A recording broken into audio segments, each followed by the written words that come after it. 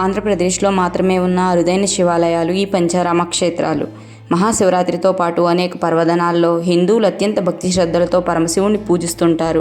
దేశవ్యాప్తంగా వివిధ ప్రదేశాల్లో ఉన్న మహిమాన్విత శివలింగ క్షేత్రాలను దర్శించేందుకు ఆసక్తి చూపిస్తారు. వాటిలో ముఖ్యంగా చెప్పుకోదగ్గ క్షేత్రాల్లో ఆంధ్రప్రదేశ్ రాష్ట్రంలోని పంచారామాలు ప్రముఖమైనవి. పేరుకు తగ్గట్లుగానే పరమేశ్వరుడికి సంబంధించిన 5 పవిత్ర దేవాలయాలు ఇవి. దేశంలో ఎన్నో శివలింగ క్షేత్రాలు ఉన్న పంచారామాలకు ఉన్న విశిష్టత మాత్రం ప్రత్యేకం. ఈ 5 దేవాలయాలు ఆంధ్రప్రదేశ్ రాష్ట్ర పరిధిలోని వివిధ పట్టణాల్లో ఉన్నాయి. ఇంతకీ ఈ క్షేత్రాల విశిష్టతలు ఏమిటి, అవి ఎక్కడ ఉన్నాయి అనే వివరాలు ఇప్పుడు ఈ వీడియోలో తెలుసుకుందాం. ముందుగా మీరు మా ఛానల్ని సబ్స్క్రైబ్ చేసుకోండి. అసలు ఈ పంచారామ క్షేత్రాలు ఎలా ఏర్పడ్డాయి అనే దాని మీద స్కాంద పురాణంలో ఒక కథ ప్రచారంలో ఉంది. హిరణ్యకశిపుని మనవడైన తారకాసురుడు శివుని కోసం ఘోర తపస్సు చేసి పరమేశ్వరుడి ఆత్మలింగాన్ని వరంగా పొందుతాడు. ఒక బాలుడి చేతిలో తప్ప తనకు మరెవ్వరి చేతిలో కారణం లేకుండా మరణం ఉండదని కోరుతాడు. బాలలు ఎవరూ తనను ఏమీ చేయలేరు కాబట్టి తారకాసురుడు ఈ వరాన్ని కోరుకుంటాడు. పరమేశ్వరుడు తదాస్తు అనడంతో ఆ వర గర్వంతో దేవతలను ముప్పు తిప్పలు పెట్టడం ప్రారంభిస్తాడు. దీంతో తారకాసురుడిని నిలువరించేందుకు పార్వతీ పరమేశ్వరులు కుమారస్వామికి జన్మ ఇస్తారు. దేవతలతో కలిసి బాలుడైన కుమారస్వామి తారకాసురుడిపై యుద్ధానికి దిగుతాడు. ఆ భీకర యుద్ధంలో తారకాసురుడి కంఠంలో ఉన్న ఆత్మలింగాన్ని కుమారస్వామి ఛేదించడంతో అతను మరణిస్తాడు. ఆ సమయంలో 5 భాగాలుగా ముక్కలైన ఆత్మలింగాన్ని 5 చోట్ల ప్రతిష్ఠ చేశారు. అవే ఆంధ్రప్రదేశ్లోని పంచారామ క్షేత్రాలుగా ఇప్పుడు వెలుగొందుతున్నాయి. అవేంటో ఇప్పుడు తెలుసుకుందాం. పంచారామాల్లో మొదటిది ద్రాక్షారామం. దక్ష ప్రజాపతి యజ్ఞం చేసిన కారణంగా ఈ ప్రాంతాన్ని ద్రాక్షారామంగా పిలుస్తారు. 2 అంతస్తుల్లో 60 అడుగుల ఎత్తులో స్వామివారి శివలింగం సగం తెలుపు సగం నలుపు రంగులో ఉంటుంది. 2వ అంతస్తు పై భాగం నుంచి అర్చకులు భక్తులు అభిషేకాలు నిర్వహిస్తారు.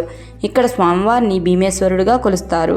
అష్టాదశ శక్తిపీఠాల్లో ఒకటైన మాణిక్యాంబ అమ్మవారు స్వామివారితో కలిసి కొలువై ఉండడం ఇక్కడ విశేషం. భారతదేశంలోని అత్యంత అరుదైన దేవాలయాల్లో ఇదొకటి. ఈ దేవాలయం తూర్పుగోదావరి జిల్లాలోని కాకినాడకు 32 కిలోమీటర్ల దూరంలో ఉంది. పంచారామ క్షేత్రాల్లో 2వది అమరారామము. పరమేశ్వరుడు ఇక్కడ అమరేశ్వరుడిగా పూజలు అందుకుంటున్నాడు. 2 అంతస్తుల్లో 16 అడుగుల ఎత్తులో ఈ స్ఫటిక శివలింగం ఉంటుంది. 2వ అంతస్తుపై నుంచి స్వామివారికి అభిషేకాలు నిర్వహిస్తారు. అమ్మవారు బాలచాముండి, క్షేత్రపాలకుడు వేణుగోపాలస్వామి ఆలయాలు కూడా ఇక్కడ ఉన్నాయి. తారకాసురుడి సంహారం తరువాత చెల్లాచెదరైన ఆత్మలింగంలో ఒక భాగాన్ని ఇంద్రుడు ఇక్కడ ప్రతిష్ఠించినట్లు స్థల పురాణం చెప్తుంది. గుంటూరు జిల్లాలో గుంటూరుకి 35 కిలోమీటర్ల దూరంలో కృష్ణానది తీరంలో ఉన్న ఈ అమరావతిలో ఉంది ఈ ఆలయం. పంచారామాల్లో 3వది క్షీరారామం. పశ్చిమ గోదావరి జిల్లాలోని పాలకొల్లు పట్టణంలో ఉంది. శివుడు భూమిపై తన బాణాన్ని వదిలినప్పుడు అది ఈ ప్రదేశంలో పడి భూమి నుంచి క్షీరధార వచ్చినట్లు కథనం.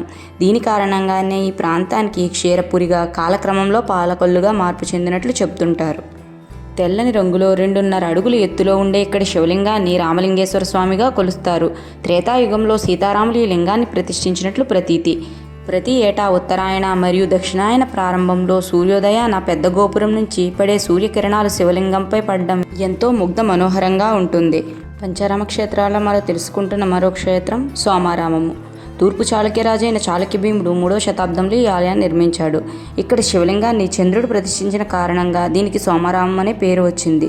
స్వామివారి చెంత రాజరాజేశ్వరీదేవి అమ్మవారు ఉంటారు. ఈ శివలింగానికి ఒక ప్రత్యేకత ఉంది. మామూలు రోజుల్లో తెలుపు నలుపు రంగులో ఉండే ఈ శివలింగం అమావాస్య రోజున మాత్రం గోధుమ వర్ణంలో ప్రకాశిస్తుంది. పౌర్ణమి నాటికి తిరిగి యథారూపంలోకి వస్తుంది. ఈ ఆలయంలో సోమేశ్వర స్వామి కింద అంతస్తులోనూ, అన్నపూర్ణాదేవి అమ్మవారు పై అంతస్తులోనూ ఉంటారు.